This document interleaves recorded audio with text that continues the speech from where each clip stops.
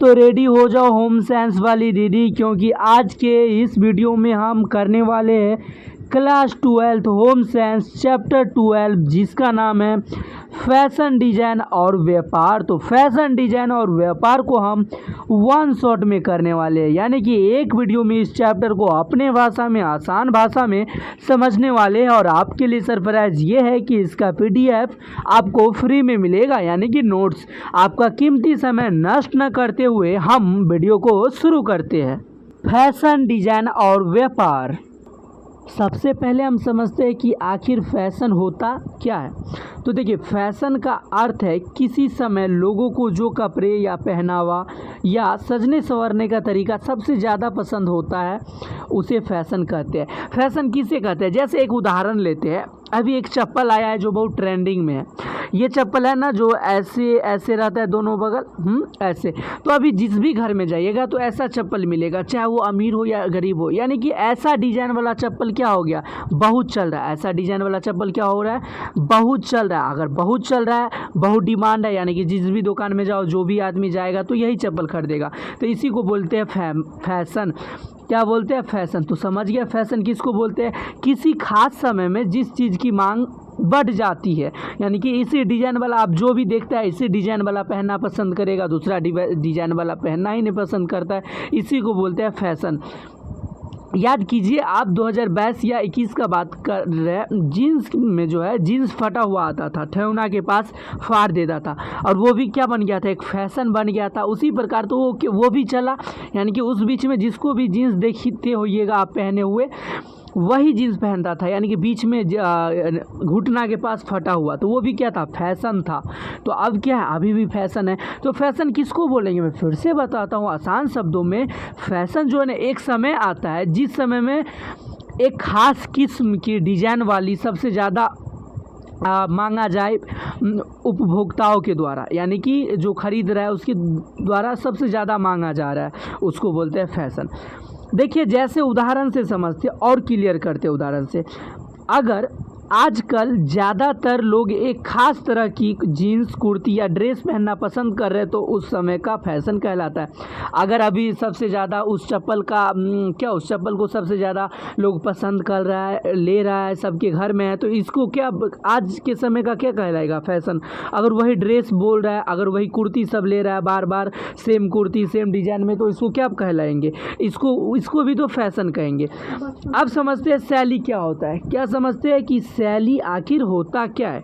तो देखिए क्या होता है, शैली का मतलब है कपड़ों और पहनावों को किसी विशेष तरीके से सजाना या डिजाइन करना। शैली क्या होता है, नहीं कहते ये शैली किया गया है, यानी कि किसी कपड़ा में जो डिजाइन किया जाता है एक खास तरह का, विशेष तरह का, उसी को बोलते हैं शैली। शैली समझने में कोई प्रॉब्लम तो नहीं। चलिए, फैशन बदलती रहती है, लेकिन कुछ विशेष शैलियाँ लंबे समय तक रहती है। फैशन क्या होता है, समय पर समय बदलता रहता है। कल जीन्स फटा हुआ चलता था, आज दूसरा जीन्स फैशन में आ रहा है। आजकल दूसरा चप्पल फैशन में चलता था, आज दूसरा चप्पल का विक्रेता ज़्यादा, यानी कि फैशन में आ रहा है। लेकिन शैलियाँ जो डिजाइन होता है कपड़ों पर, वो लगभग बहुत समय तक रहती है, ज़्यादा नहीं बदलती है। हाँ, अब समझते हैं क्या समझने वाले हैं। अब समझते हैं अस्थाई फैशन होता क्या है। क्या अस्थाई फैशन आखिर होता क्या है। तो देखिए, जो फैशन कम समय के लिए आता है और जल्दी बदल जाता है, उसे अस्थाई फैशन कहते हैं। यानी कि मान के चलिए, आजकल कोई फैशन चला और कल वो फैशन क्या हुआ, उसके बाद ज़्यादा नहीं बिक रहा है, ज़्यादा आदमी वैसा कपड़ा नहीं ले रहा है, वैसा डिज़ाइन नहीं पसंद कर रहा है, तो क्या कहलाएगा, अस्थाई फैशन। यानी कि कनिये दिन चला ना जी। हाँ, काहे कि ज़्यादा दिन नहीं ना चल पाया, फैशन कोई ले ही नहीं रहा है ज़्यादा कपड़ा, तो ये क्या हुआ, अस्थाई फैशन हुआ, ज़्यादा दिन राज नहीं कर पाया। यह थोड़े समय के लिए लोगों को आकर्षित करता है और फिर उसकी जगह नया फैशन आ जाता है। एक फैशन जाता है तो फिर दूसरा फैशन आ जाता है। तो यानी कि एक फैशन क्या करता है, दूसरे की जगह ले लेता है। तो अस्थाई फैशन क्या होगा, कम में दिन के लिए फैशन में आएगा, लैमलेट में आएगा, यानी कि कम में दिन में ना वो पुराना हो जाएगा, उसको आदमी सब नहीं लेना चालू करेगा। हाँ, लेकिन जब शुरू में आएगा तो अच्छा लगता है तो ले लेता है, तो इसको बोलते हैं अस्थाई फैशन। जैसे हॉट पैंट पहले आता था, बैगी पैंट, ये सब ज़्यादा मतलब ट्रेंडिंग में नहीं चला। जैसे ट्रेंडिंग सॉन्ग होता है, आप जानते हैं, ट्रेंडिंग सॉन्ग भी होता है। ट्रेंडिंग सॉन्ग अगर होता है तो क्या होता है, ट्रेंडिंग सॉन्ग यानी कि गाना, तो उस गाना की सबसे ज़्यादा चलती होती है। उसी प्रकार अस्थाई फैशन हो गया। तो अस्थाई फैशन क्या हो गया, जो फैशन बहुत कम चला, यानी कि कम में आदमी की ना, और फिर वो फैशन बंद हो गया, दूसरा फैशन लोग लेने लगा, तो उसको बोलते हैं अस्थाई फैशन। आज समझने वाले हैं क्लासिक शैली आखिर होता क्या है। तो देखिए, ऐसी शैली जो बहुत लंबे समय तक लोकप्रिय रहती है और जल्दी पुरानी नहीं होती, उसे चिरसम्मत या क्लासिक शैली कहते हैं। क्या बोला, ऐसी शैली, क्या बोला गया है, ऐसी शैली जो बहुत दिन तक क्या होता है, पुराना नहीं होता है, यानी कि पुराना होता है फिर भी लोग उसको क्या यूज करते रहते हैं, ये हो गया क्लासिक शैली। जैसे ब्लेजर जैकेट, ये क्या पुराना टाइप का है लेकिन फिर भी यूज तो कर रहा है आजकल भी। पोलो टी शर्ट, ये सब क्या यूज हो रहा है। छोटी काली ड्रेस और डेनिम सूट आदि, ये सब क्या आज भी यूज हो रहा है, तो इसको बोलते हैं चिरस्मत क्लासिक शैली, इसको बोलते हैं। चलिए आगे बढ़ते हैं, यहाँ तक तो समझ में आ गया। फैशन का विकास, आखिर ये बताइए, क्या पहले भी हमारे दादा परदादा जब सब फैशन में स्टाइल मारते थे क्या, यानी कि पहले भी फैशन था क्या, वो देख लेते हैं। तो देखिए, प्राचीन काल से समझते हैं कि पहले था या नहीं, तो पहले प्राचीन काल में चलते हैं। प्राचीन क्या लिखा गया है, फिर से समझते हैं। प्राचीन समय में फैशन की शैलियाँ एक साथ कई शताब्दी तक लगभग एक जैसी रहती थी, यानी फैशन बहुत धीरे बदलता था। पहले क्या होता था, यानी कि एक फैशन को बदलने में बहुत साल लग जाता था। आजकल क्या हो रहा है, अरे भाई ऊ चप्पल आया, चट्टे दिखता नया डिजाइन में बन जाता है, कल ऊ शर्ट आया, चट्टे नया डिजाइन में बन जाता है, तो फैशन बदलते रहता है। लेकिन पुराने समय में एक ही डिज़ाइन का कपड़ा या एक ही डिज़ाइन का चप्पल बहुत दिन तक चलता था, धीरे बहुत साल पर बदलता था कोई फैशन, पहले के बात है। समझे, अब समझते हैं नव जागरण काल में क्या होता था। क्या नव जागरण काल में आखिर होता क्या था। देखिए, नव जागरण काल में फैशन में तेज़ी से बदलाव आने लगा। अब क्या हुआ, नव जागरण काल आया और तेज़ी से क्या होने लगा, बदलाव आने लगा, कुछ डिज़ाइन सब बनने लगा। पश्चिमी समाज में नई नई संस्कृति, रीति रिवाजों और पहनावों का प्रभाव बढ़ा। जो पश्चिमी समाज है उन लोग को शौक हुआ कि हम नया नया रीति रिवाज करें, नया नया कपड़ा पहने, ये सब कपड़ों के फैशन में बदलाव आने लगा। यानी कि जब सबका मन किया कि हम नया नया कपड़ा पहने, ये सब, तो ये मामूली सी बात है कि कपड़ा में क्या आएगा, बदलाव आएगा। नए कपड़े, क्या लिखा है फिर से, नए कपड़े और नई पोशाकें लोगों को पसंद आने लगी। जो देखता था ना कि नव का कपड़ा है, नया डिज़ाइन है, तो ये लोगों को अब पसंद आने लगा। पहले तो उतना नया कपड़ा भी नहीं आता था। लोगों में नई वेशभूषा को अपनाने में रुचि बढ़ी। लोग देखता था कि रे भाई ये तो नवका कपड़ा पहनने कितना अच्छा लग रहा है रे, चल ना अपनो मम्मी के कहे छे कीन दे, तो मतलब ऐसा, मतलब उन लोगों के मन में भावना पनपने लगा, यानी कि आने लगा, सोच में आने लगा। अब समझते हैं फैशन का केंद्र और प्रसार कैसे कैसे और फैशन विकास होने लगा। पहले तो नया कपड़ा देखा तो लगा रे दोस्त कहीं ना मम्मी के, हमहू कहे छे मम्मी क्या कीन दे, तो ऐसा। देखिए, फैशन का केंद्र और प्रसार कैसे केंद्र बना, कैसे प्रसार बना। देखिए, 18वीं शताब्दी किसकी बात है, 18वीं शताब्दी में के प्रारंभ में फैशन का प्रभाव तेजी से बढ़ने लगा।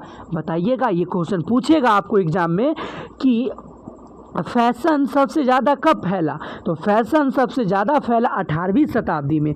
लोग मुख्य रूप से अमीर और प्रतिष्ठित वर्गों की नकल करने लगे। अब क्या करने लगे, जिसके पास पैसा नहीं है वो भी ना देखते थे कि अच्छा ही बड़का आदमी है, इसके पास बहुत ज़्यादा पैसा है, ना एहन कपड़ा पहनने है रे भाई, ई ना अच्छा कपड़ा पहनने, ऊ ना डिजाइन वाला शर्ट पहने, ऊ ना धोती पहने एहन, तो ऐसा देखने लगा और उसकी नकल करने लगा। अपनो आर एहन लेबै, मम्मी के कहबै जो ओकरे जेहन दिया देते हमरा, ऐसा ऐसा सोचने लगा। 18वीं शताब्दी में समाज के उच्च वर्ग के लोग अपनी पसंद के अनुसार कपड़ों को महत्व देने लगा। जब 18वीं शताब्दी आया, जो लोग उच्च वर्ग थे, अमीर लोग थे, बड़े लोग थे, वह सब ना लगा कि हम कपड़े को महत्व नहीं देंगे, अब सब कपड़ा को वैल्यू नहीं देंगे, जो हमको पसंद आएगा उसी को वैल्यू देंगे। दो ना रोका कौन है। पेरिस को फैशन के महत्वपूर्ण केंद्र के रूप में पहचान मिली। पेरिस क्या एक शहर है, उसको महत्वपूर्ण केंद्र के रूप में पहचान मिली। हाँ, याद रखना, राजकीय संरक्षण मिलने से फैशन उद्योग का विकास हुआ। जब राजकीय संरक्षण मिला तो क्या हुआ, यानी कि राज्य का सुरक्षा बढ़ा तो क्या हुआ, फैशन और ज़्यादा बढ़ गया, हाईरे फैशन। रेशम वस्त्र, रिबन और लेस आदि अधिक लोकप्रिय हुए। हम की जाने गए लेस क्या होता है, रिबन क्या होता है, रिबन दिए किसी को, हम तो ना दिए। देखो रेशम वस्त्र हुआ, रिबन हुआ, लेस हुआ, ये सब अधिक लोकप्रिय हुआ। कब, मतलब सबसे ज़्यादा फैलने लगे जाने। देखिए फैशन की चीज़ें अमीर लोगों की पसंद और आवश्यकता के अनुसार बनानी जाने लगी। यानी कि अब जो है ना दुकान वाला भी सोचता था, फैक्ट्री वाला भी सोचता था कि हमारा कपड़ा ज़्यादा लेता कौन है, अमीर लोग। तो अमीर लोग जब लेता है हमारा कपड़ा ज़्यादा, तो क्यों ना हम अमीर लोग के हिसाब से बनाए। यानी कि कैला नहीं हमरा अमीर जी जेहन कहते ओहन कपड़ा बनेबे कैला कि हमरा आर के ज़्यादा फैशन वाला कपड़ा तो अमीर आदमी लई है ना, अमीर आदमी मतलब अमीर आदमी लेता है ज़्यादा कपड़ा ना, इसीलिए उनको लगने लगा। तो क्या होता है, काटयूर है। काटयूर क्या होता है, परिधान बनाने की कला, यानी कि कपड़ा बनाने का कला। और है कुटयूरियर, क्या होता है, महिला परिधान बनाने वाली डिजाइनर। यानी कि कुटयूरियर क्या होता है, जो महिला कपड़ा बना रही है उसको बोलते हैं, और उस पर डिजाइन बना रही है उसको। चलिए नेक्स्ट देखते हैं। देखिए औद्योगिक क्रांति के कारण, हाय रे सिलाई मशीन सब का फोटो देख लो भाई। औद्योगिक क्रांति के कारण क्या लिखा गया, औद्योगिक क्रांति के कारण कपड़े और फैब्रिक के क्षेत्र में बहुत बड़े बदलाव आए। यानी कि जैसे जैसे फैक्ट्री सब खुला वैसे वैसे क्या हुआ, कपड़ा ज़्यादा डिमांड, क्योंकि अब फैक्ट्री में कपड़ा बनने लगा, कपड़ा की ज़्यादा डिमांड बढ़ी, फाइबर का ज़्यादा डिमांड बढ़ा। औद्योगिक क्रांति, वस्त्र निर्माण की तकनीक में तेज़ी से विकास हुआ। औद्योगिक क्रांति क्या किसको बोलते हैं पता है, जब कपड़े की बनने वाला मशीन सब आया, कपड़ा जल्दी जल्दी बनने लगा, एकदम तेजी में बनने लगा। नहीं तो सिलाई मशीन में चरखा से कितना समय लगता था। कम समय में अधिक कपड़े बनाए जाने लगे, अब समय कम लगता है और बहुत अधिक कपड़ा बन सकता है। ऐसा ऐसा फैक्ट्री सब खुल गया। कपड़े बनाने वाली मशीनें और कारखाने का विकास हुआ। मशीन सब कारखाना में बैठाया गया ताकि जल्दी से जल्दी क्या हो पाए, जल्दी से जल्दी क्या हो पाए, कपड़ा सब बन पाए। अमेरिका में वस्त्र उद्योग का विकास हुआ। सबसे ज़्यादा विकास, सबसे ज़्यादा कपड़ा कहाँ का विकास हुआ, अमेरिका का। मध्य वर्ग की संख्या और उनकी खरीदने की क्षमता बढ़ी। जो मध्य वर्ग था यानी कि मिडिल परिवार जो था, उनकी क्षमता बढ़ी, यानी कि पैसा ज़्यादा हुआ, क्योंकि अब रोजगार तो मिलने लगा ना, क्योंकि फैक्ट्री सब में काम कर सकता है, तो पैसा ज़्यादा हुआ तो अब किनेगा भी स्टाइल वाला सामान ना। इससे फैशन का आना आम लोगों तक भी पहुंचने लगा। अब क्या हुआ, जब गरीब लोग जो था उनके पास पैसा ज़्यादा हुआ, अगर पैसा ज़्यादा हुआ तो क्या होगा, अब वो भी तो देखता था कि अमीर लोग ऐसा कपड़ा पहनते हैं तो मेरे पास भी पैसा होगा तो पहनेंगे।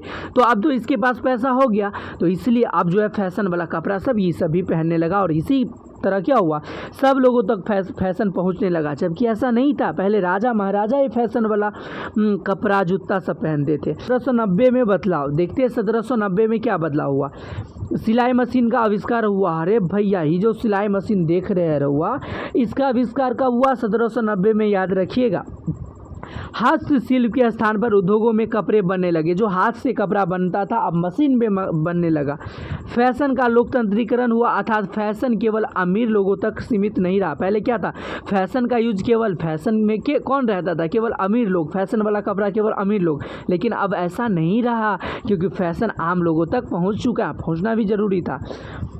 देखिए 1859 में आइजैक सिंगर ने पैर से चलने वाली सिलाई मशीन विकसित की। किसने, तो 1859 में आइजैक सिंगर जो है पैर से चलने वाला सिलाई मशीन बना दिया। ले भाई, सब साइंटिस्ट उन्हें चल गए, जिससे कपड़ा सिलना आसान और तेज हो गया। जिससे क्या हो गया, कपड़ा सीने में आसानी हो गया, कपड़ा सिलना तेज हो गया। इसका प्रयोग विशेष रूप से सैनिकों की वर्दी सिलने में किया गया। जो पैर से चलाने वाला मशीन बनाया गया था, इसका प्रयोग किस में किया गया, तो सैनिक का कपड़ा सिलने में। कब हुआ, ये तो हुआ 1859 में। चलिए आगे बढ़ते हैं। अब समझते हैं 1849 में बदलाव। क्या क्या बदलाव हुआ 1849 में, लेवी स्ट्रॉस ने टेंट और तंबुओं के सख्त कपड़े का उपयोग करके ज़्यादा टिकाऊ पैंट बनाए। यानी कि लेवी स्ट्रॉस कौन थी, वैज्ञानिक थे, जो तंबू का प्रयोग करके, टेंट और तंबू का प्रयोग करके क्या एकदम ज़्यादा मजबूत पैंट बनाया, मजबूत नहीं मजबूत पैंट बनाया। इन पैंटों में औजार रखने के लिए जेब लगाई गई। अभी जो जेब है ये अपने लोग समझते हैं मोबाइल रखने के लिए, पैसा रखने के लिए, नहीं, पुराने समय में जेब बनाया जाता था किस लिए पता है, ताकि जो मजदूर सब है इसे क्या कर पाए, इसमें अपना औजार रख पाए। यह पैंट बाद में जींस के नाम से प्रसिद्ध हुई। जो मजदूर के लिए बनाया गया पैंट आज वो जीन्स के नाम से जाना जाता है। और अपने लोग क्या पहनते हैं? जीन्स। और ज़्यादा पहनने में प्रियता कौन लगता है? जीन्स। और जीन्स ही पहनते हैं, यानी कि पहले जो जीन्स मजदूर के लिए बनाया गया था, अपने लोग के लिए नहीं। हाँ, इन्हें विशेष रूप से मजदूरों के लिए उपयोग माना गया। अच्छा, मतलब विशेष रूप से मजदूर के लिए, क्योंकि देखिए मजदूर ही ना, अभी जो जीन्स लेते हैं, जीन्स लगभग टिकता रहता है। और पहले मजदूर को क्या चाहिए था कि ज़्यादा टिकाऊ होना चाहिए और सामान सब रखने के लिए हमको जेबी होना चाहिए। जीन्स एक मजबूत और टिकाऊ परिधान के रूप में लोकप्रिय हुई। जीन्स क्या था उस समय? बहुत मजबूत होता था, क्योंकि देखिए ये तंबू सख्त, कपड़ा सख्त, अभी भी जो जीन्स रहता है कितना सख्त कपड़ा से बना रहता है और मजबूत भी रहता है। अब समझते हैं 1880 में बदलाव क्या क्या हो गया 1880 में, वो भी देख लेते हैं। महिलाओं ने स्कर्ट और ब्लाउज पहनना शुरू किया। 1880 में महिला ने क्या? ब्लाउज और स्कर्ट पहनना शुरू किया। कब? 1880 में। पहनावे को तैयार करने के लिए नए प्रकार के डिजाइन विकसित हुए, जो अब जो है पहनावा बढ़ा और उसके लिए क्या हुआ? नए डिजाइन विकसित हुआ, नया नया डिजाइन बनने लगा कपड़ों सब पे। कपड़ों की लंबाई और कमर आदि को सुविधा अनुसार बढ़ाया जाने लगा। अब जो है ना कपड़ा का लंबाई सब अगर कमर तक आ रहा है और उसको क्या चुनरी भी रखना है, मुंह भी झाँपना है, तो उसके अनुसार कपड़ों की लंबाई सब बढ़ाई गई। रोजगार से जुड़ी महिलाओं के लिए परिधानों को आपस में मिलाकर पहनना आसान हुआ, यानी कि रोजगार से जो जुड़ी महिला है उनके लिए क्या हो? कपड़ा आपस में मिलाकर पहनना आसान हुआ। अब क्योंकि अब ब्लाउज भी आ चुका है, तो स्कर्ट भी आ चुका है, तो ये सब आपस में मिला के क्या हुआ? पहनना आसान हुआ पहले की तुलना में। अब समझते हैं 19वीं शताब्दी में बदलाव। आखिर हुआ क्या था 19वीं शताब्दी में? क्या क्या बदलाव हुए देख लेते हैं। देखिए 19वीं शताब्दी में फैशन धीरे धीरे आम लोगों तक पहुंचने लगा। पहले क्या था? अमीर आदमी ही फैशन को अपनाता था, लेकिन 19वीं सदी तक फैशन क्या हुआ? सब जानने लगा। गांव में बच्चा बच्चा जानने लगा, मम्मी हमरा वो कपड़ा चाहिए जे राजा महाराजा पहने ओहन। देखिए जनता की पसंद के अनुसार फैशन बनने लगा। अब जनता को जैसा फैशन चाहिए, क्योंकि दुकान वाला को क्या करना है? बेचना है, तो वह भी वैसा ही फैशन लाएगा जैसा उसकी दुकान में बिकेगा। तो इसलिए जनता को जैसा फैशन चाहिए उसके अनुसार अब दुकान वाला भी क्या करने लगा? फैशन सब लाने लगा। मेलों और बाज़ारों को चलन बढ़ा। अब मेला सब खुलने लगा, बाज़ार सब खुलने लगा और इसका चलन भी बहुत बढ़ा। दर्जी और व्यापारी अलग अलग जगहों से कपड़े लाने लगे। जो दर्जी होता था वो अलग जगह से कपड़ा लाता था, जो व्यापारी होता था कपड़ा का वो अलग जगह से कपड़ा लाने लगा। लोगों ने नए और अलग अलग प्रकार के कपड़े पहनना शुरू किया। अब क्या था? लोगों को पसंद ज़्यादा था, क्योंकि पैसा भी तो ज़्यादा था, तो इसलिए क्या हुआ? अलग अलग प्रकार के कपड़ा पहनना अब उनको अच्छा लगता था। विभिन्न प्रकार के कपड़ों की बिक्री बढ़ने लगी। अब क्या हुआ? अलग अलग अगर कपड़ा पहनना पसंद करेगा तो विभिन्न प्रकार की क्या हुआ?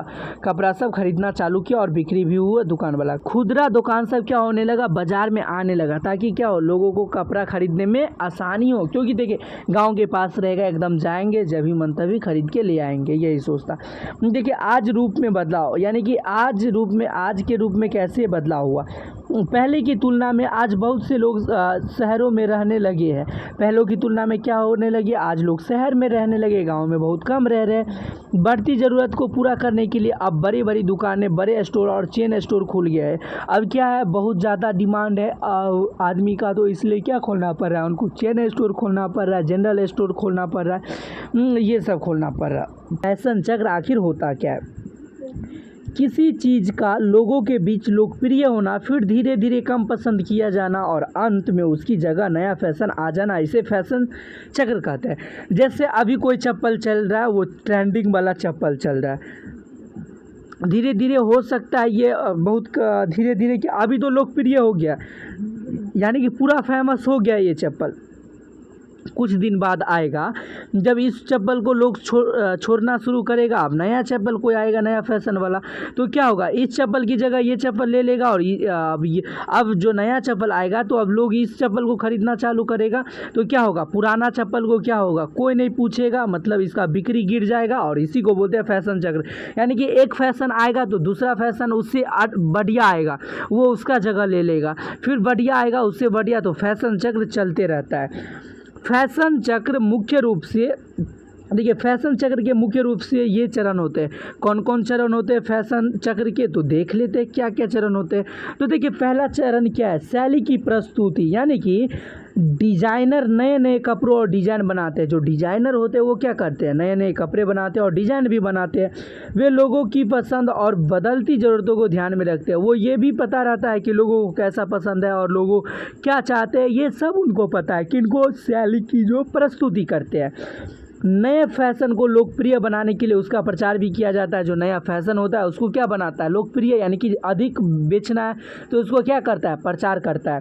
धीरे धीरे लोग नए फैशन को अपनाना शुरू कर देते हैं। धीरे धीरे क्या होगा, नया जो फैशन आया उसको लेना शुरू करेगा। दूसरा होता है लोकप्रियता में वृद्धि। क्या फैशन वैसे तो नहीं चलता है, पहले शैली की प्रस्तुति, पहले जो आप सामान बनाएंगे उसको दिखाना पड़ेगा कि आप कैसा सामान बना रहे हैं। अच्छा सामान तो बना रहे हैं ना, अच्छा सामान बना रहे हैं यानी कि आपका क्वालिटी अच्छा है या नहीं, आप प्रचार कीजिए। उसके बाद लोकप्रियता में वृद्धि। उसके बाद क्या होगा, अगर आप प्रचार उचार कर लेंगे तो एक दो आदमी लेगा, तो फिर क्या होगा, जब नया फैशन लोगों को पसंद आने लगता है उसकी मांग बढ़ने लगती है। जब लोगों को पसंद आएगा आपका चप्पल या आपका जो भी चीज़ है, तो क्या होगा, डिमांड बढ़ेगी, यानी कि मांग बढ़ने लगेगा। अधिक से अधिक लोग इस फैशन को अपनाते हैं। तो क्या होगा, अधिक से अधिक लोग इस फैशन को अपनाएंगे तो डिज़ाइन का मांग बढ़ेगा, यानी कि फैशन का मांग बढ़ेगा। इससे वह फैशन बहुत तेज़ी से लोकप्रिय हो जाता है। इससे क्या हो जाता है, वो जो फैशन था वो बहुत जल्दी पूरे लोकप्रिय सब आदमी में क्या हो जाता है, फैल जाता है और सब आदमी लेने लगता है, वायरल हो जाता है। तो उसके बाद है तीसरा लोकप्रियता की कमी। कभी कभी होता है लोकप्रियता की कमी, यानी कि आप जो सामान बेच रहे हैं वो ज़्यादा तो आदमी जानता ही नहीं है, ये भी हो सकता है। कुछ समय बाद, एक मिनट फिर से, कुछ समय बाद वही फैशन पुराने लगने लगता है। हाँ, कुछ दिन क्या होता है, पहले क्या होता है, वायरल हो जाता है और कुछ दिन बाद क्या हो, वही चप्पल पुराना लगना लगता है कि इससे अच्छा डिज़ाइन वाला भी चप्पल था, वो ले लेते काश। लोगों की रुचि उसमें कम होने लगती है। जैसे जैसे क्या होता है, जो स्टाइल होता है, फैशन होता है, वो पुराना होता है, उसको पसंद करना लोग छोड़ देते हैं। अब लोग नए डिज़ाइन और नए फैशन की ओर आकर्षित होने लगते हैं। अब जो बाज़ार में, मार्केट में नया डिज़ाइन आया है, आदमी सबको वो डिज़ाइन पसंद आने लगता है। पुराने फैशन की मांग घटने लगती है। जो पुराना फैशन खूब चल रहा था, अब उसकी मांग क्या होने लगा, धीरे धीरे घटने लगा। उसके बाद है लोकप्रियता में कमी होना। इस चरण में फैशन की मांग बहुत कम हो जाती है। इस समय में जो फैशन आप बना रहे हो उसकी मांग क्या हो जाती है, बहुत कम हो जाती है, यानी कि डिमांड ना के बराबर रहता है। हाँ, दुकानदार और निर्माता उस फैशन की चीज़ें कम बेचते या बनाते हैं। लोग नए फैशन को अपनाना शुरू कर देते हैं। यही बोल रहा है कि जब नया फैशन आता है ना, तो पुराना फैशन क्या होता है, गिर जाता है, उसका बिक्री कम होने लगता है, दुकान वाले को घाटा होने लगता है। इसीलिए वो दुकान वाला क्या करता है, अपना फैशन को कम बनाता है, क्योंकि अब तो दूसरा फैशन आ गया है ना, तो अब उसका दुकान कम चलेगा, उसका सामान कम बिकेगा ना, इसलिए।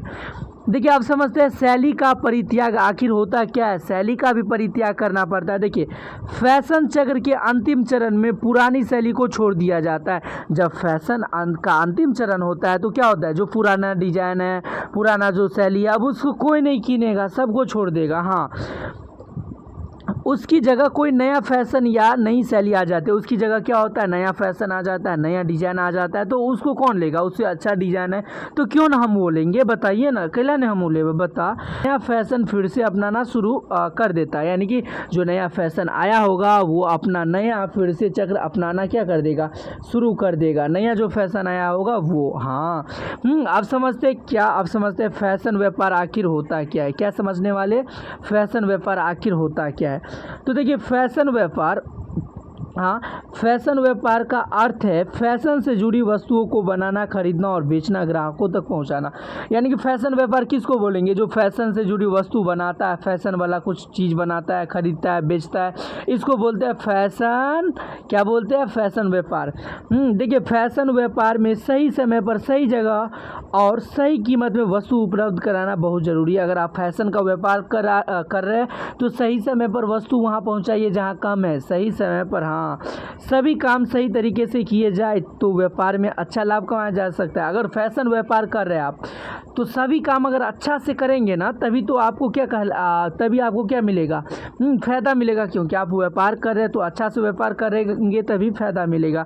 देखिए आप समझते हैं, क्या समझते हैं, फैशन व्यापारी आखिर होता क्या है, क्या फैशन व्यापारी आखिर क्या होता है। देखिए क्या होता है, फैशन व्यापारी वह व्यक्ति होता है जो फैशन से संबंधित वस्तुओं के व्यापार को चलाने में मदद करता है। फैशन व्यापारी कौन हुआ, जो व्यापारी फैशन का काम करता है। कितना ईजी है, जो व्यापारी फैशन का काम करता है उसको फैशन व्यापारी कहेंगे। हाँ, जो आदमी ढोलक का काम करता है, ढोलक व्यापारी। इसमें क्या है, वह फैशन की वस्तुओं की योजना बनाने, उत्पादन करवाने, खरीदने, प्रचार करने और बेचने जैसे कामों पर ध्यान देता है। जो फैशन व्यापारी होता है प्रचार भी करता है फैशन का, खरीदता भी है, ये सब काम इसका होता है। जबकि इस सब का डिफिनेशन उतना नहीं याद रखना है, बस थोड़ा थोड़ा समझते चलना है बहन, समझी ना।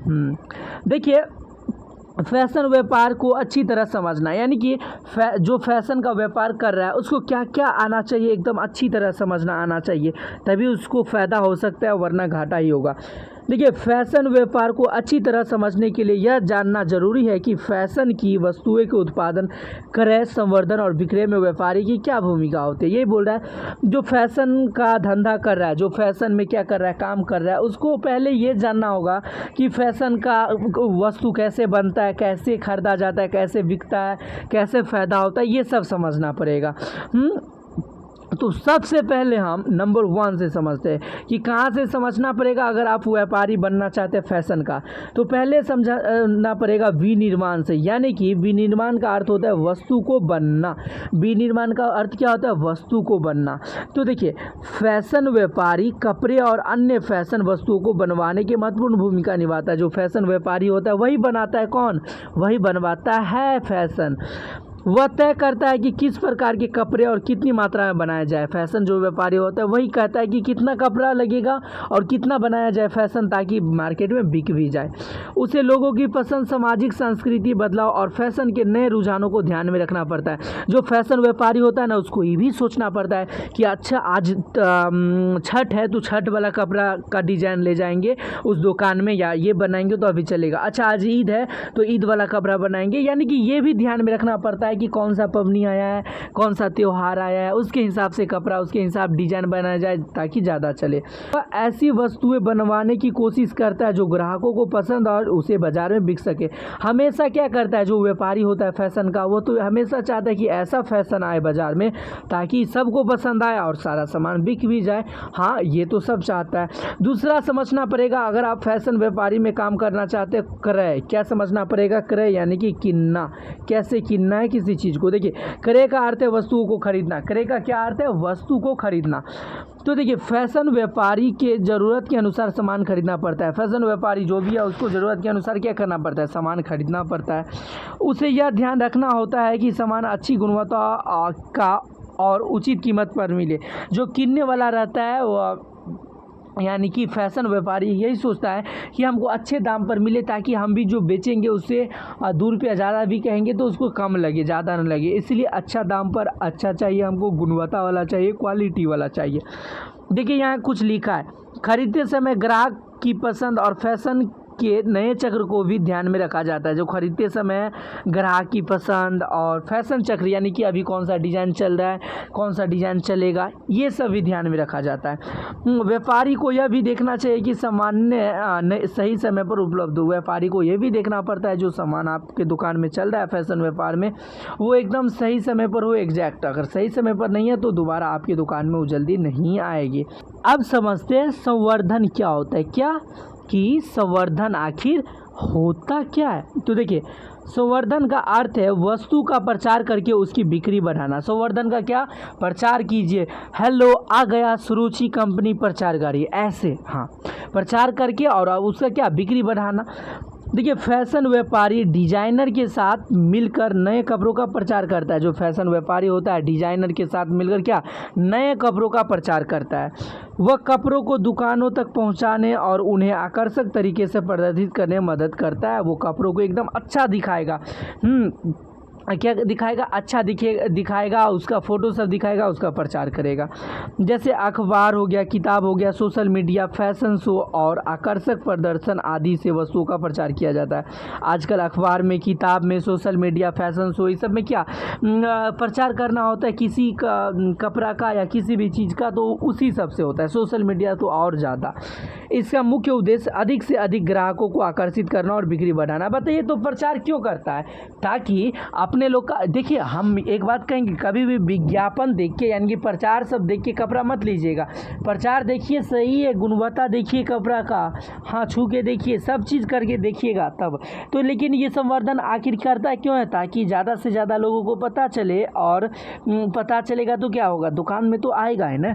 उसके बाद है चौथा प्रोसेस, अगर आप फैशन व्यापारी है तो विक्रय भी जानना होगा। विक्रय का अर्थ है वस्तु को ग्राहक को बेचना। यह फैशन व्यापार का अंतिम चरण है। वस्तु को बेच देते हैं, इसके बाद थोड़ी ना कोनो चरण आता है, वस्तु को बेचना है, यह अंतिम चरण है। व्यापारी ग्राहक को सही वस्तु चुनने में मदद करता है। जो व्यापारी रहता है वो क्या करता है, जो ग्राहक रहता है उसको सही वस्तु चुनने में मदद करता है।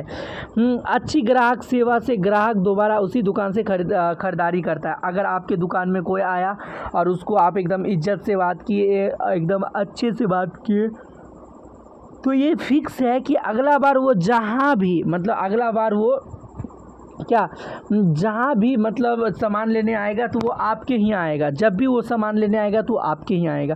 लेकिन हाँ, वही होगा कि ग्राहक से आप इज्जत से बात करें, थोड़ा अच्छे से बात करें। हाँ, नेक्स्ट है व्यापार के स्तर। क्या पढ़ने वाले अब? व्यापार के स्तर आखिर क्या क्या होता है? ब्लाउज का स्तर नहीं है मर्दे। हाँ, फैशन उद्योग में व्यापार मुख्य रूप से 3 स्तरों पर किया जाता है। जो फैशन उद्योग होता है उसमें व्यापार 3 स्तर पर किया जाता है। एक होता है निर्यात स्तर में व्यावसायिक गतिविधियाँ, दूसरा होता है क्रय एजेंसी व्यापार में सामान, और तीसरा होता है खुदरा संगठन व्यावसायिक गतिविधियाँ। तो 3 चीज़ समझ गए। हाँ, अब बारी बारी से समझते। देखिए, अब समझते खुदरा संगठन में व्यावसायिक गतिविधियाँ, यानी कि खुदरा संगठन में व्यावसायिक गतिविधियाँ कैसे होते हैं। देखिए, खुदरा व्यापार में सामान सीधे ग्राहक को बेचा जाता है। जैसे आपके पड़ोसी दुकान खोले हैं तो वो सामान के सिर्फ आपको देता है, यानी कि सीधे ग्राहक को बेचा जाता है। खुदरा थोड़ा मोड़ा वो कहीं और से लाता होगा स्टॉक। हाँ, फैशन उद्योग में खुदरा व्यापार एक महत्वपूर्ण व्यवसाय है। वही अगर फैशन का बात करें तो फैशन में खुदरा बहुत ज़्यादा चलता है। कैसे? तो देखते हैं। खुदरा दुकानदार फैशन की वस्तुओं को ग्राहकों तक पहुंचाता है। खुदरा दुकानदार क्या करता है, फैशन का जो वस्तु है वो ग्राहक तक पहुंचाएगा, क्योंकि ग्राहक 1-2 लेगा, वो तो स्टॉक में नहीं लेगा ना, तो वो डायरेक्ट खुदरा दुकान से लेना चाहेगा। डायरेक्ट तो नहीं चाहेगा कि हम डायरेक्ट स्टॉक ले लें। हाँ, वह ग्राहकों की पसंद और ज़रूरत के अनुसार सामान उपलब्ध कराता है। जो खुदरा रहता है आपके गांव के आसपास का कपड़ा वाला नहीं कहता ये कपड़ा नहीं हो तोरा में इले भा क्या लेने हैं, ठीक है, यानी कि आपको जैसा ज़रूरत है वैसा वो ला के देता है आपको। ग्राहक को सही समय पर सही सामान उपलब्ध कराना खुदरा व्यापारी का महत्वपूर्ण काम है। ग्राहक को सही समय पर जो चाहिए वो ला के देगा। इसका किसका महत्वपूर्ण काम है? खुदरा व्यापार का। क्यों पता है? क्योंकि इसका रोजी रोटी कितना होता है उतना ही से होता है। अगर एक तो खुदरा में ही बेचता है और जो बोला आदमी वो नहीं लाएगा तो कैसे होगा। इसका उद्देश्य लाभ कमाना और ग्राहकों को संतुष्ट करना होता है। जो खुदरा संगठन होता है इसका उद्देश्य पहला नंबर लाभ पैसा कमाना तो होता ही है, और साथ में सबको संतुष्ट, ताकि सब हमसे संतुष्ट रहे। आप समझेंगे क्या समझेंगे, क्या देख के लगता है, क्या समझने वाले क्रय एजेंसी व्यापार में सम्मान। अरे भैया पीडीएफ शानदार लग रहा है, लेकिन एक बात तो है भाई, देखिए क्रय एजेंसी का मुख्य काम दुकानदार या संस्था के लिए आवश्यक सामान खरीदना होता है। क्रय या एजेंसी का क्या काम होता है? मुख्य काम जो दुकानदार होगा या जो कहीं संस्था होता है उसको डायरेक्ट ये सामान देता है। यह ग्राहकों के लिए सामान उपलब्ध कराने के लिए खरीदारी का काम करते हैं। यह जो है ना, ग्राहक सबको सामान ला के ढो के देती है और ये खुद खरीदती है। क्रय एजेंसी के माध्यम से खरीदारी निर्माताओं के लिए लाभदायक हो सकती है। जो क्रय एजेंसी के माध्यम से खरीदेगा उनको क्या होगा? लाभदायक भी होगा। अब समझते हैं उत्तरदायित्व। क्या समझने वाले? उत्तरदायित्व। देखिए, क्रय एजेंट का उत्तरदायित्व होता है सही सामान खरीदा जाए। क्रय एजेंट जो खरीदाने वाला एजेंट रहेगा उसका सही सामान क्या रहेगा? सही सामान खरीदाया जाए, उसका काम रहेगा। विक्रेताओं की पहचान और चयन करना, जो सामान खरीद रहा है ये कैसा है, अच्छा है या नहीं, ये सब सामान की सही कीमत निर्धारित करना, और ये भी काम होता है। ये नहीं कि बहुते दाम बोल देगा, एकदम निर्धारित एकदम कीमत जितना हो। बनते समय और तैयार होने के बाद वस्तु की गुणवत्ता की जांच करना इसका ये भी उत्तरदायी है कि जो वस्तु बन रहा है और बनने के बाद कैसा होगा, इस सब को जांच करो ताकि उसमें कुछ मिलाया तो नहीं गया। अब समझते हैं निर्यात उद्योग में क्या लिखा गया है। निर्यात उद्योग में व्यापारिक गतिविधियाँ क्या क्या होता है। देखिए, निर्यात उद्योग में मुख्य रूप से दो प्रकार की व्यापारिक गतिविधि होते हैं, एक होते हैं क्रय एजेंट या उत्पादक व्यापारी। देखिए, तो आप समझते हैं क्या क्रय एजेंट होता क्या है और उत्पादक व्यापारी आखिर होता क्या है। तो देखिए, क्रय एजेंट का काम खरीदार और उत्पादक के बीच एक मध्यस्थ का होता है। क्या, जो क्रय एजेंट होता है, जो खरीदने वाला और जो बेचने वाला है, उसके बीच में रहता है।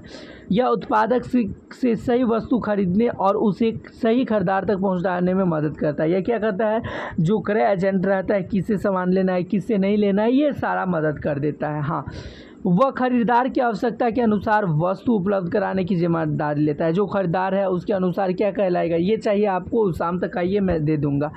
क्रय एजेंट उत्पादक और खरीदार के बीच कड़ी का काम करता है। क्रय एजेंट जो है उत्पादक और खरीदार के बीच किसका काम करता है, कड़ी का काम करता है। आप समझते हो उत्पादक व्यापारी क्या होता है। क्या, तो उत्पादक व्यापारी आखिर होता क्या है। उत्पादक और खरीदार के बीच मध्यस्थ का काम करता है। ये क्या करता है, जो उपजाता है और जो खरीदता है उसके बीच में रहता है। उत्पादक को समझता है कि खरीदार को किस प्रकार की वस्तु चाहिए। उत्पादक को भी समझता है कि अभी क्या उत्पादक को, यानी कि जो खरीद रहा है उसको किस प्रकार की क्या चाहिए, वस्तु चाहिए। उत्पादन को समय पर और खरीदार की आवश्यकता के अनुरूप करवाने की जिम्मेदारी लेता है। उत्पादन को क्या समय पर होना चाहिए और खरीदार की आवश्यकता के अनुरूप करवाने की जिम्मेदारी लेता है। सबसे पहले हम समझते हैं बाजार विभाजन क्या होता है। तो देखिए, बाजार को बांटना उसी को बोलते हैं बाजार विभाजन। यानी कि क्या होता है, बाजार को अलग अलग प्रकार के ग्राहकों और समूह में बांटने की बाजार विभाजन कहते हैं। यानी कि सब क्या है, ग्राहक सब समूह अलग अलग वर्गों में बट गया और जब अलग अलग बाजार बट गया है तो इसी को बोलते हैं बाजार विभाजन। क्या बोलते हैं, बाजार विभाजन। जैसे बाजार विभाजन से पहले जनसांख्यिकी विभाजन है। इसमें क्या होता है, इसमें होता है कि उम्र के आधार पर, लिंग के आधार पर इस सब पर बांटा जाता है। जैसे बच्चों, युवाओं और बुजुर्गों के लिए अलग कपड़े पहनना, ये सब क्या है, जनसांख्यिकी क्या है, विभाजन है। नेक्स्ट है भौगोलिक विभाजन। आखिर होता क्या है, इसमें बाजार को अलग अलग स्थानों, राज्यों और क्षेत्रों से आधार पर बांटा जाता है। यानी कि जो भौगोलिक विज्ञान है, इसमें बाजार को क्या अलग अलग स्थानों, राज्यों और क्षेत्र से बांटा जाता है। किसी स्थान का मौसम भी वस्तुओं की मांग को प्रभावित करता है। यानी कि किसी स्थान का मौसम भी क्या करता है, वस्तु को क्या चाहिए वैसा प्रभावित करता है। उदाहरण, ठंडे क्षेत्र में गर्म कपड़ों की मांग अधिक होती है। जब ठंडा क्षेत्र रहता है उस समय कौन सी कपड़ा की मांग अधिक रहती है, गर्म कपड़ा की मांग अधिक रहती है। देखिए, मनोवैज्ञानिक विभाजन क्या होता है। हाँ, ये मनोवैज्ञानिक विभाजन तो अपने मन वाला विभाजन हुआ। आखिर होता क्या है, देखिए होता क्या है। इसमें ग्राहकों को उनकी रुचि, पसंद, जीवन शैली और शौक के आधार पर अलग अलग समूह में बांटा जाता है। जैसा रुचि है, जैसा शौक खेल है, उसके हिसाब से अलग अलग बांटा जाता है। जैसे फैशन पसंद करने वाले लोगों के लिए अलग प्रकार के कपड़े, जैसे जो फैशन पसंद करता है उसके लिए क्या होता है, अलग प्रकार के लिए कपड़ा रहता है। देखिए, फैशन के खुदरा संगठन, आप समझते हैं कि आप फैशन के खुदरा संगठन होता है क्या। देखिए, फैशन के खुदरा संगठन, एक होता है छोटा एकल इकाई स्टोर होता है, एक होता है विभागीय स्टोर, एक होता है श्रृंखला स्टोर। देखिए, तो छोटा एकल इकाई स्टोर क्या है, यह सामान्य पड़ोस की दुकान जैसा होता है। जैसे आपका अगर पड़ोस का दुकान है तो इसको क्या बोलेंगे हम, जब अगर आपके पड़ोस के पास दुकान है तो क्या हो जाएगा, छोटा एकल इकाई स्टोर। इसमें संचालन अक्सर एक महिला या परिवार द्वारा किया जाता है। जो छोटा एकल इकाई स्टोर है इसमें क्या किया जाता है, यानी कि इसमें अक्सर क्या एक मालिक या परिवार द्वारा संचालित किया जाता है। यहाँ वस्तुओं की संख्या सीमित है होती है। यहाँ जो भी वस्तु होगा उनकी संख्या क्या रहेगी, सीमित रहेगी। कहाँ, तो छोटा एकल इकाई स्टोर में। अब समझते हैं विभागीय स्टोर क्या होता है। क्या, देखिए, इसमें दुकान के अंदर अलग अलग विभाग होते हैं। इसमें क्या होता है, दुकान के अंदर अलग अलग विभाग होते हैं। हर विभाग में अलग प्रकार की वस्तुएँ मिलती है। जैसे जितना विभाग है उतना वस्तुएं मिलेगी, जैसे कपड़े, घरेलू और ये सब। उसके बाद है श्रृंखला स्टोर। इन स्टोर की कई शाखाएं होती है जिनका संचालन बड़े स्तर पर किया जाता है, यानी कि श्रृंखला स्टोर है ये सब। बस इस सब का डिफिनेशन थोड़ा बहुत देख लेना, ज़्यादा याद नहीं करना, पूरा याद मत करना। देखिए प्रमुख विभाग कौन सा है। फैशन व्यवसाय में कई महत्वपूर्ण विभाग है, जैसे विकास हो गया, वित्त और वित्तीय प्रभाव हो गया, प्रचालन प्रभाव हो गया, ये सब व्यापारिक प्रभाव हो गया, ये सब भी है। अब समझते हैं लक्षित बाजार आखिर होता क्या है। क्या लक्षित बाजार आखिर होता क्या है। तो देखिए जिस विशेष प्रकार के ग्राहकों को ध्यान में रखकर कोई वस्तु बनाई या बच्चे जाती है उसे लक्षित बाजार कहते हैं। क्या कहते हैं, लक्षित बाजार। मूल्य क्या है लक्षित बाजार का, देख लेते हैं ज़रा। देखिए मूल्य कंपनी को यह पता चलता है कि उसके उत्पाद को उत्पाद को कौन लोग खरीदेंगे, इससे सही ग्राहक तक वस्तु पहुंचना आसान हो जाता है। तो यहीं पे आपका चैप्टर 12 समाप्त हो जाता है। मिलते हैं नेक्स्ट वीडियो में अगले चैप्टर के साथ। अगर आपको वीडियो हेल्पफुल लगा हो तो चैनल को सब्सक्राइब कीजिएगा, वीडियो को लाइक कीजिएगा और साथ ही में अपने फ्रेंड को शेयर ज़रूर कीजिएगा।